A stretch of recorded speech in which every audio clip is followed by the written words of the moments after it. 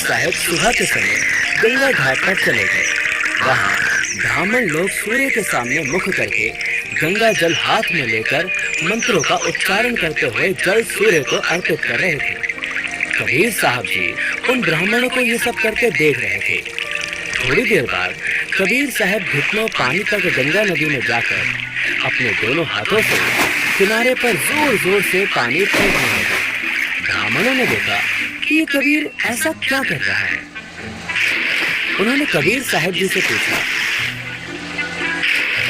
हे कबीर, तू ये क्या कर रहा है? हे ब्राह्मण, मैंने आपसे नहीं पूछा कि आप क्या कर रहे थे, तो फिर आप मुझसे क्यों पूछ रहे हो कि मैं क्या कर रहा हूँ? पहले आप बताइए कि आप क्या कर रहे थे। हम तो अपने भूखे प्यासे पूर्वजों को स्वर्ग में जल अर्पित कर रहे हैं। अच्छा, अब मैं आपको बताता हूँ कि मैं क्या कर रहा था। दरअसल मैंने अपनी झोपड़ी के आगे एक छोटी सी बगीची लगा रखी है। मैं उसे सींच रहा हूँ।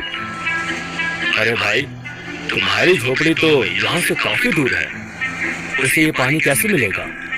हे ब्राह्मण, एक बात बताओ, जब लाखों मील दूर स्वर्ग में ये जल अर्पित हो सकता है, आपके पूर्वजों को ये जल प्राप्त हो सकता है, तो 2 मील दूर जाने में इस जल को भला क्या परेशानी होगी?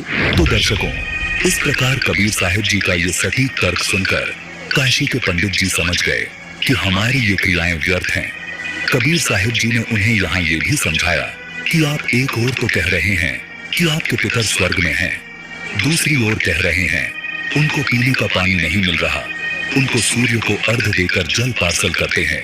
यदि स्वर्ग में पीने के पानी का ही अभाव है तो उसे स्वर्ग नहीं कह सकते, वह तो रेगिस्तान होगा।